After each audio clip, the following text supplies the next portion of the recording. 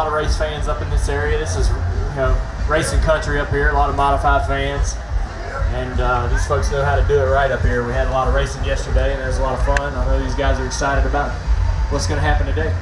Tell me about what is going to happen today. You got that 88 wound up. You going to get a chance to cash in on Loudon the Lobster today, or what? Oh man.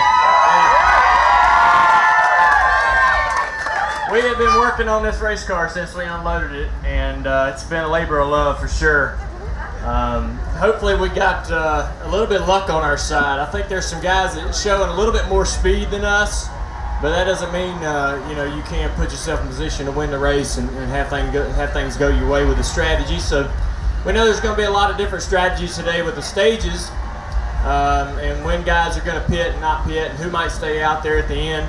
Typically, the guys that win the race don't pit in the last 80 laps or so, last 60 laps. So you got to kind of figure out what you need to do, how you want to put yourself in position there, and that's a tough job for the crew chiefs, to be honest with you. I don't have to really worry about that as a driver. I just kind of get out there and take care of it and try to run as fast as I can every lap. But hopefully Greg is kind of watching the race unfold and has a vision for where he needs to put us as the race sort of gets into the last 100 laps or so.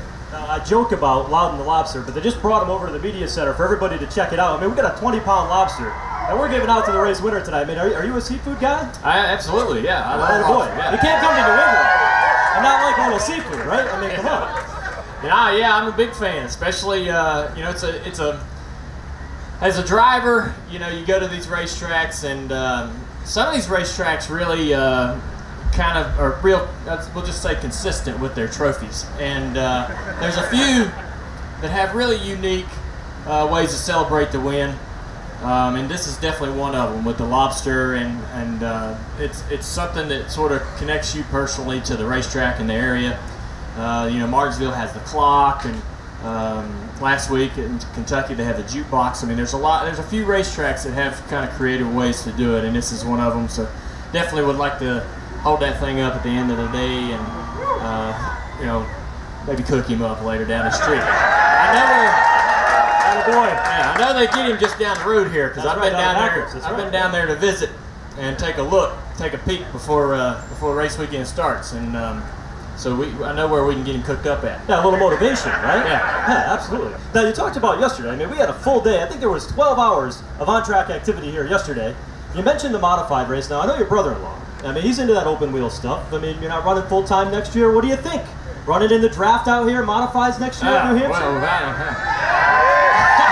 mean, come on. Yeah. I think we got the support here. Yeah, there's enough racing for everybody in New Hampshire. That's one of the things I like about this race weekend, is that it showcases many of the levels of motorsport, and you got a lot of regional guys, folks from, in this area that get a chance to come out here and race in front of all these race fans. Obviously the cup race can draw a lot of folks here, but these mod guys get to come out here, and the K&N fellas, and they get to race in front of a large crowd, showcase their talents, their sponsorships and partnerships in front of a crowd much larger than they're racing again, much larger than they're getting back at their home tracks.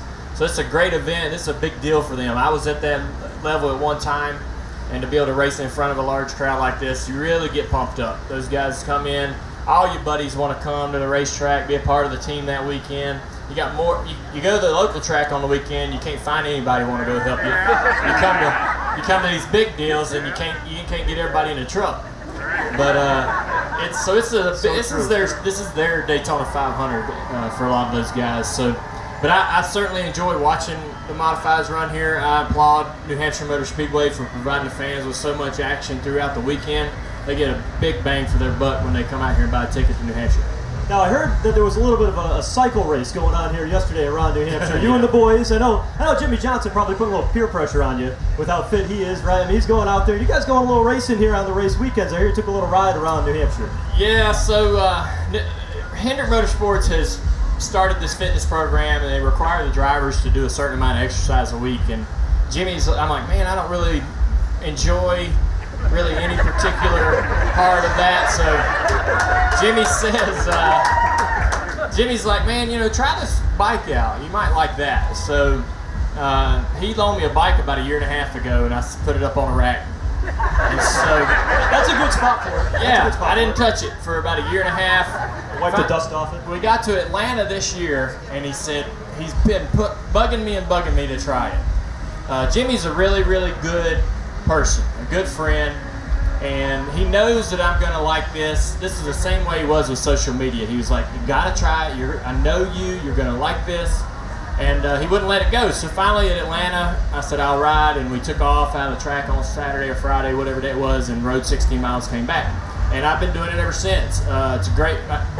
We went out and rode yesterday, burned about 1,000 calories. The Friday burned another 900. So that's a lot of extra beer I get to drink on Sunday after the race. Actually, that's much more fun than exercise anyway. Yeah, on my Garmin, I told my Garmin they have these little widgets you can add to your Garmin, right? So I took off how many calories I burned, and it put on there how many beers I burned. So, that's the kind of motivation. That's the kind of motivation I need. So how many was it? Normally, if we burn about 1,000 calories or something like that, that's just under 10 beers probably. That's a good start to the weekend. But anyway. that's a heavy. Now, if you're drinking light beers, you get probably 16 light beers. You've got this all figured out. Yeah, you got the whole engineering team working. That's right. This is good. It's a lot of fun. Keeping those guys busy over there. The great. Honestly, though, seriously, this is. I've been coming to New Hampshire for a really long time, as well as all these other racetracks. Getting on that bike, and yesterday we rode with Bain and McMurray and Casey Kane. We get on that bike and ride for an hour and a half in a big 22-mile loop, and you just don't get the opportunity to see how beautiful the areas are at these racetracks that we go to. Kentucky and Kansas, New Hampshire, the last couple of tracks we've been to that we rode, you just don't really get to appreciate exactly how beautiful this country is until you can get out there and check it out. And on that bike, you go as fast as you want. You see some amazing horizons and settings, and it's just a lot of fun. It's a great way. It's kind of therapy. We get away. I like to ride in between the practice on Friday and qualifying, because I kind of can clear my mind a little bit for qualifying. When I come in there to get ready to go qualifying, I feel like I'm in a better position mentally. So it's really enjoyable. I got Amy riding a little bit, so me and her might ride back to the house on Monday. She's enjoying that. So I think it's something I'm going to stick with for quite a while. Now, is that one of those things that as you make your last trip around the Monster Energy NASCAR Cup Series Tour that you get a chance to do some things that may be a little bit different? You started in Atlanta. It's the last year. Do you start changing some of your strategy a little bit of how you take a race weekend? Well, I was telling Casey when he was riding yesterday, I said, man, just think if we'd have started riding sooner, how much sanity we would have saved ourselves. Because we sit in these motorhomes or them haulers, and if I wasn't out there riding that bike, I'd be wearing Greg out, my crew chief, and wearing myself out, and I'd be totally mentally screwed up before qualifying ever started. But and it's great to be able to get out there and talk to your teammates and talk about what's going on, just communicate about cars and what his car's doing, what my car's doing. But as far as this being, my last year, I am aware mentally that I'm coming to these racetracks for the last time, and probably soaking it in a little bit more as far as knowing that I'm might not ever be back here to race again. I do love running on all these racetracks. I love this area and coming up here. There's a lot of race fans up here, so you come up here, you want to race in front of people that are die-hard race fans, and this is one of the spots on the circuit where you get that. So you soak it in a little bit more. You kind of enjoy it more. You still get competitive in practice, and you still get angry when the car's not right. You still work real hard and want to do the best you can, but you try to step back every once in a while a little bit more often and realize, like, this is the last time you're going to be here, or one of the last times you're going to be here, and let that sink in a little bit. But when does it really hit you? When you're realizing that, hey, this is my last trip around. Fortunately for us here in New Hampshire, we'll be back in September, so we get a chance to watch you at least 2 more times this season. But when does it hit you that this is it for you? Probably right. It won't really hit me till I get in the car at New Hampshire, or at Homestead. I just don't. I really haven't had many emotions about it, to be honest with you, and I don't think I will till that last race. We're trying to win races. We're trying to run up front. We're in the, it's business as usual because we want to be in the chase. We definitely want to win some races.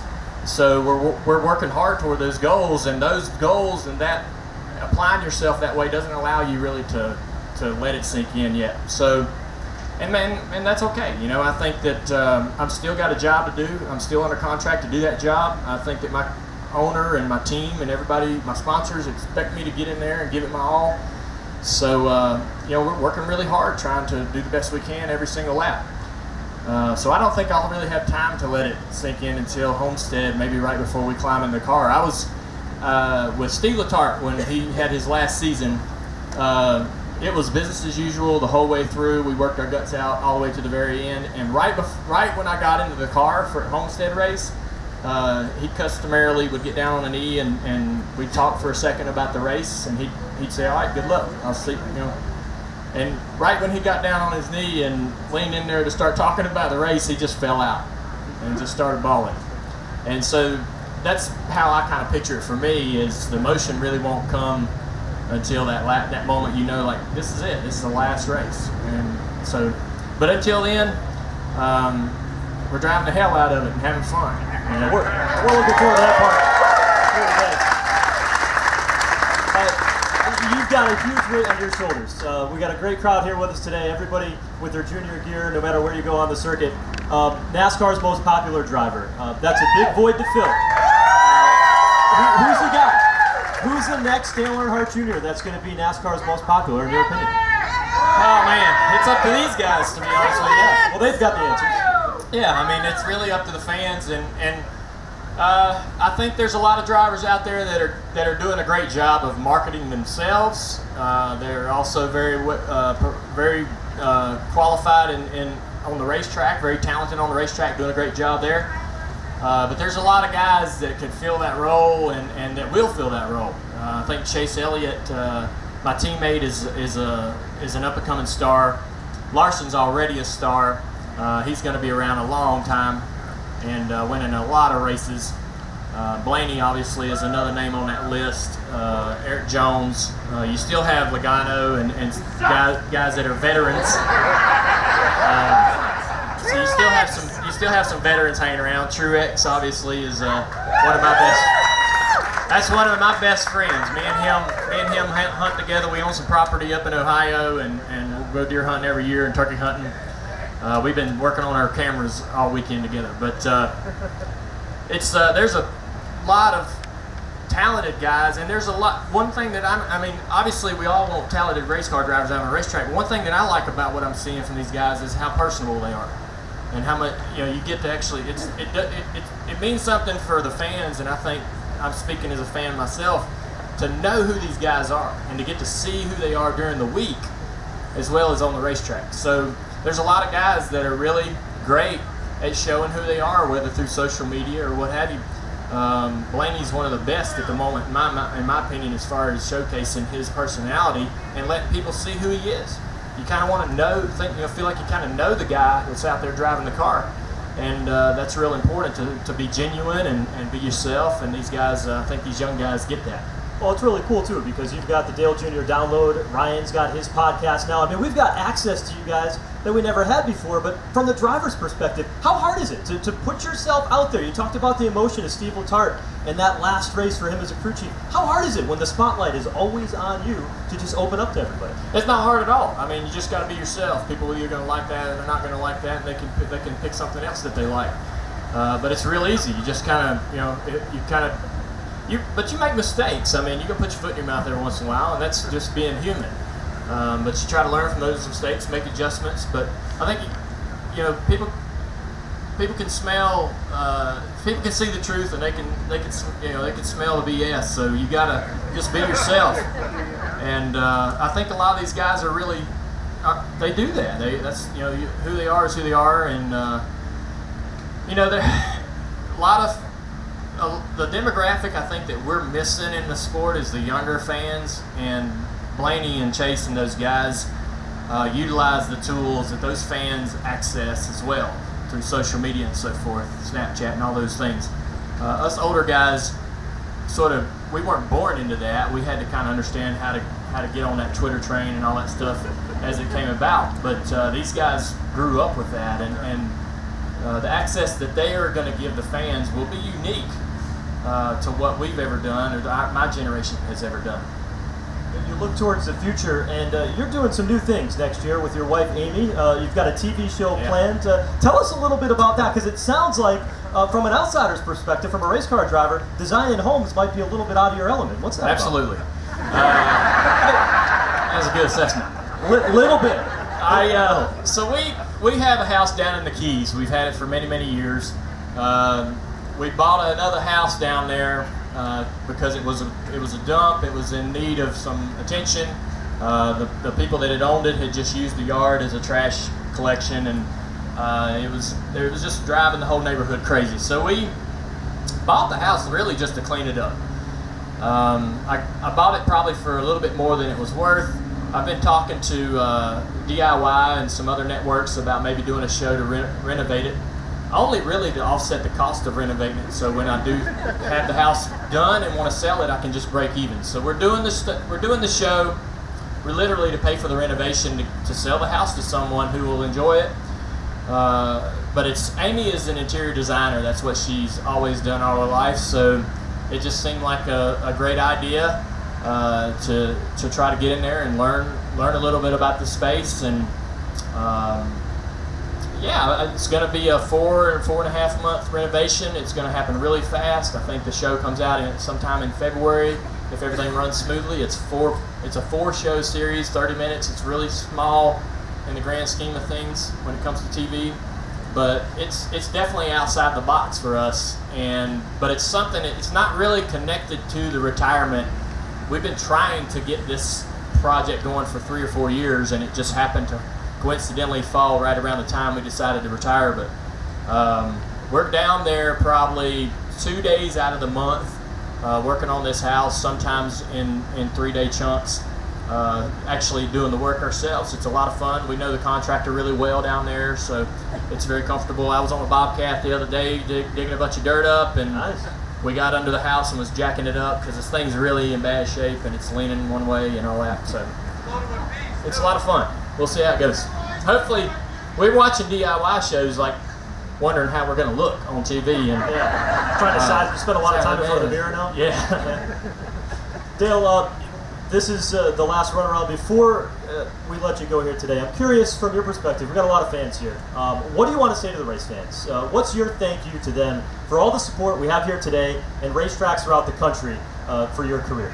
Yeah, well, we have this, the last half of the season, we're going to all these racetracks for the last time, and we wanted to have an appreciation tour to the fans. I was concerned, about making sure that the fans, the folks that have ever touched my race car, worked on my car, the people in the industry, the media, that everybody knows that their impact on me has made my career incredibly more enjoyable and a much funner space for me, a much funner span of time for me. So people are like, man, we're going to miss you and want to give you this gift and da-da-da-da. I'm going to turn that back around on everybody who's influenced me and impacted my life. And the fans have certainly probably been the biggest impact on my career. If we don't have the fans here at the racetrack, there ain't no point in the racing. I mean, we come out here to put on a show because people want to watch it and people want to see it. So if they're not here, this isn't happening. And my career and my what's happened to me in my life isn't possible. So I owe the biggest appreciation to the fans. We've had an incredible following ever since I started driving. I know that I got a big giant chunk of fans initially out of the gate being an Earnhardt, but I feel like that we've done some good things throughout that span of time to not only maintain that fan base but to grow it. We've tried to represent the sport really well on the track and off the track. I've tried to be an asset to NASCAR and our sponsors, and so I just hopefully the fans enjoyed watching us and thought we had a lot of fun out there. Well, we know they did. Dale, we know you got to get you over to the driver's meeting. Yes, Thank you so much. Go get you some lobster today, huh? All right, guys. Enjoy the race today. Thank you.